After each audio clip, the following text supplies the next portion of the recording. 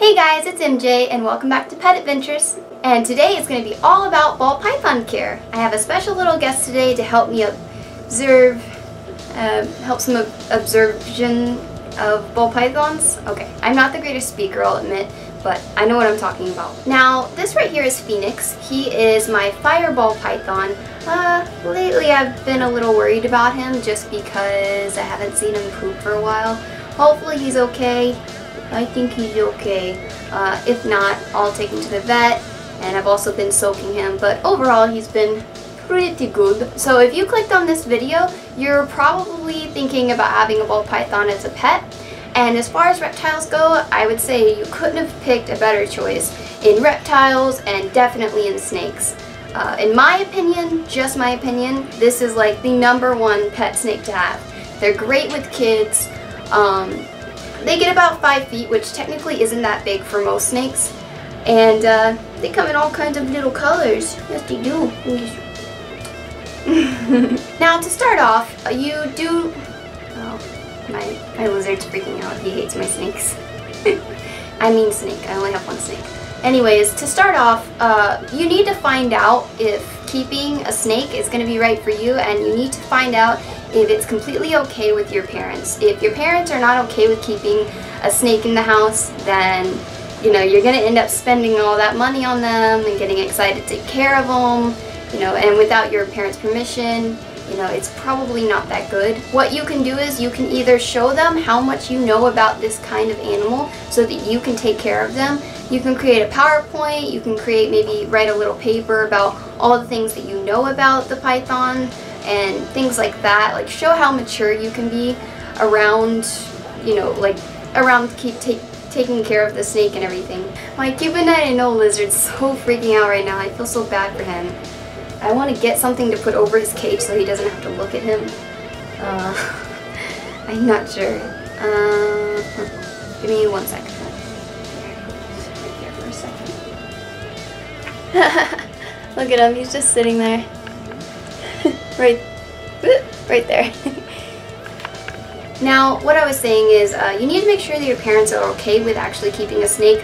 A lot of parents are very skeptical. They think that snakes are going to eat them. They're going to eat, you know, like the other dogs or cats in the room, I mean in the house. So, like I said, you need to make sure that it's okay with your parents and that they're not going to, you know, feel weird about it. Next, if your parents have approved, you need to also think about saving up. These actually are relatively very cheap pets. They only eat once a week. Depending on their size, you'll be feeding them mice to rats. Right now, he's still on mice. He's on adult mice. He's just about ready for rat pups. He's about almost 2 feet, I want to say. Maybe, I'm not sure actually, but he's not fat, but he's not very skinny either, which is great. When I actually got him, he was a lot skinnier than this. I actually got him from some very good breeders, but I mean, he was around like $72, I want to say, something like that. But he was actually very skinny when I got him, and now he's a lot better. I know. Many people will freak out when you do this at the vet store, but it's not about bravery, it's not about having balls, it's all about just knowing your stuff. If you know about the animal, you're not going to be afraid of them.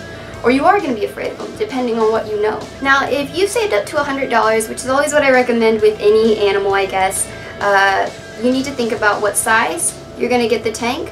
You can do a 10-gallon for a hatchling. I would recommend getting at least a 20-gallon long. This is not very large. It's very simple to get, and then just get a mesh top along with that. Believe it or not, no, snakes do not need any kind of lighting. Well, the ball pythons don't, at least. They don't need any UV. The only time you want to give them UV, it is optional, but you can get UV lights, very low wattage, by the way, like, I don't know, 15 watt or something. You could get a low wattage UV. It does help promote healthy skin, but it's absolutely positively not mandatory, not needed. The only heat source that you're going to get for these guys is just like my leopard geckos, just a strict heat mat. This is actually what a lot of breeders use for when they have their breeding their ball pythons and stuff like that. They just use regular racks, a rack system, and it's basically just putting them in little tubs. breeders don't really care about luxury. They're just trying to breed. And so they do end up putting them in tubs, which is something you can do. I prefer a tank just because it's prettier. I feel like it gives off more space. You know, they can climb upwards, whereas if you get a tub, most likely they may not be. And also you can't really see them very well in a tub. I want to be able to kind of like see mine all the time, but you could get a tub. It is quite cheaper. And it actually does promote more humidity if you get a tub, so they're more likely to shed when they're in a tub. But I prefer a tank. Like I said, 20-gallon long and up is 20-gallon long is the minimum for when you get a snake about this size. But I mean, yeah, it's pretty easy, and a heat mat directly underneath. Now they do, like I said, eat once a week. Any more than that would be like power feeding, forcing them. The only time you should ever force feed is when they're absolutely positively not eating whatsoever. I'd only recommend that if they're going like months and months without eating. And they can go months without eating, by the way, but technically Phoenix here only eats once every other week. He just doesn't prefer to eat every single week. So that's perfectly okay if your snake does that, by the way. If you were to get something like a corn snake, yeah, they'll eat whatever you put in there. They'll probably eat your finger every now and then if they miss a feeding. And that's not aggressive, that's just being a fat ass. Ball pythons, on the other hand, like to keep their weight at a good measurable size. I'm just kidding. I don't know. They just don't like eating sometimes, right? And that's what makes them advanced. You know, they don't want to eat sometimes. I know when we first got him, we were feeding him all the wrong stuff. You know, stuff that was way too small for him, and he was a bitch to feed. Also, when you do feed him, don't forget to get these. They look like giant tweezers. They're called tongs. Always use them when you feed. Please, I cannot stress how annoying it is for your ball python to bite you. Whether they're big or little, it's still just annoying for them to bite you when you feed them by hand. When you do go to get your mice or rats for your new ball python, keep in mind, I agree with using the thawed, the frozen mice. I agree with using these just because they're more convenient. You can stick them in the freezer, and also you don't have to worry about your snake ever getting hurt. Believe it or not, mice and rats can hurt a ball python. Let's say that the ball python doesn't really feel hungry. What happens is, believe it or not, the mice, the mouse and the rats can get very tough, and they can actually start biting off the skin of your ball python. And if you don't believe me, look up pictures. I've seen it happen with my own eyes, and I've seen it online. Lots of ball pythons can get... Sorry. Speaking of rats, those are my rats, if you hear them squeaking. Anyway, I do agree with frozen. You can get live, but if you do get live, all I have to say is you probably should make sure that your ball python is one of those ball pythons that eat like that and have no hesitation, because if they ever hesitate with eating, even a couple times, they can get hurt within that time, especially if you don't supervise. That's what a lot of people don't do. They don't supervise. I supervise him no matter what if he eats, because who knows, maybe he'll choke, maybe he'll decide to throw it up in a couple more minutes, who knows. That's never happened, but it is the safest way to ensure that they're okay. Now next is their routine with before and after feeding. When you do feed them, do not touch them at all. I'm not gonna lie, I have tried it a couple times and nothing's ever happened. But what happens to a lot of snakes is if you give them a nice big meal and then hold them right afterwards, after they eat it, they can most likely throw it up. Wait at least 3 days after feeding. I would probably do a little bit more, but at least 3 days is good. So just prepare yourself that, you know, you're not going to be able to handle your little buddy after he eats, because he's going to be worried about like digesting it and, what, you want to give him a kiss? Huh? He's going to be worried about digesting it and all kinds of stuff. For the substrate is what goes at the bottom of the tank.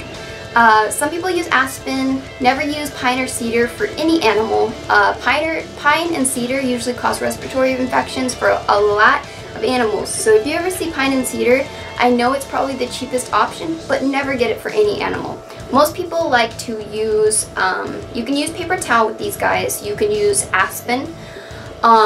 You can use reptile carpet. I have reptile carpet with a bunch of moss that holds some of his humidity into his tank. These guys do need more humidity than some snakes. Not all snakes. They're not tropical.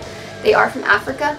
So, and they were originally called the royal python because royalty in Africa used to actually wear them around their neck. So yeah. Boop. And they're just like leopard geckos. There are all kinds of morphs that you can get. Morphs are the patterns and colors that they come in. This is a fire. He's a little bit more yellow than a regular ball python. Regular ball pythons are a bit of a brown color, kind of dull. But there are all kinds of morphs. They even made a new stormtrooper morph, which is like the stormtrooper from Star Wars. So that's really cool. I don't think they're selling it yet. I think they need to breed it again because it was kind of done by an accident. So what else? Yeah, for the lighting, if you do want to get lighting, I really don't prefer it. I don't have lighting, and that's because they actually don't really like a lot of light. The light that I have here could even be bothering him a little bit. They're nocturnal, so if you don't really see them being active during the day, it's because they're doing all their sleeping during the day. They're always active at night.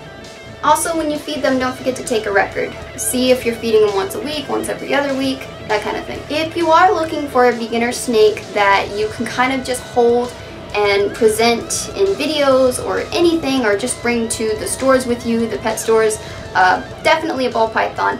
All the way till when they're all the way like 5 feet, they are able to be taken anywhere. They are active, but not so active to the point of where it's like you can't really hold them. If you're looking for a more active snake that wants to wiggle around and explore and be a little hyper for a snake, that would be like corn snakes, like the colubrids, like corn snakes, milk snakes, that kind of stuff. From my experience, those guys are the most active snakes ever. I remember that everyone was telling me corn snake, corn snake, corn snake when I wanted to get my first snake, and I had a bad experience with it because my first job they had a fully grown 5-foot corn snake, and when I opened his bin to clean it, I had to keep pushing him and pushing him and pushing him over and over and over because he was so active that I could barely clean his cage. And ball pythons kind of just like to lay around and just sit there and kiss you. Yes. What? You gonna go in my hair? Where you going? He doesn't know. He never knows anything. Do you? No, you don't. And make sure to tell your parents that this is something you can definitely take care of. These guys actually live 20 years at least. So I've heard some live up to longer than that, but 20 years should be good. So they're going to be with you a very long time. They're very hardy. Just always keep up with the #1 things. When they're about to shed, look for cloudy eyes, look for duller skin. That means they're most likely going to shed their skin. Feed them as much as you, well, not as much as you can, but every week if you can. Make sure that they're pooping. You know, keep up humidity. Make sure their heat is always on. You could always get like a digital thermometer or whatever just to check the temp. It should always be fine though. The heat mats always kind of just regulate the temperature, so I really wouldn't worry about it. Just feel it to see if it's too hot sometimes. In their tank, make sure that they have a hot side and a cool side, meaning that, you know, on the cool side you have a hide there, and on the hot side you have a hide there. That's what I have in his tank. Lots of branches for him to kind of crawl around in. You know, and I mean, look up ideas. There's all kinds of really creative ideas for ball python enclosures. Make it real nice and pretty. Give them a good life, because these guys will be with you for a very long time. Most likely, if you decide to not take care of them, you're just going to have to end up passing them on to somebody else. I know. And, yeah, I mean, overall, you know, it's been pretty good with my little boy, and he's not going anywhere. No. And yeah, if there are any other questions you have about any snakes, I know about like the common ones like boas, corn snakes, milk snakes, you know, ball pythons, all that kind of stuff. I've even held the large Burmese python, which was one of the greatest experiences of my life. I mean, I think I pretty much covered everything. If you have any questions, like I said, just let me know here. You can also let me know on Facebook.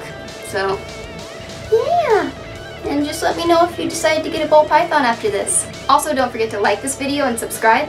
Let me know as well what other animals you'd like me to talk about and what other kind of videos you want me to make. And a quick little update here, I am going to be showing myself on the live stream YouNow on the 22nd, which is only, what, like a day from now? So keep in mind I'm going to be there around, I think it's 11. Come at 11 if you can. It's going to be really cool. I'm actually going to be featuring Phoenix there. Who knows how long I'll be able to stay there, but I'm hoping I'll get some attention with my little Phoenix around me.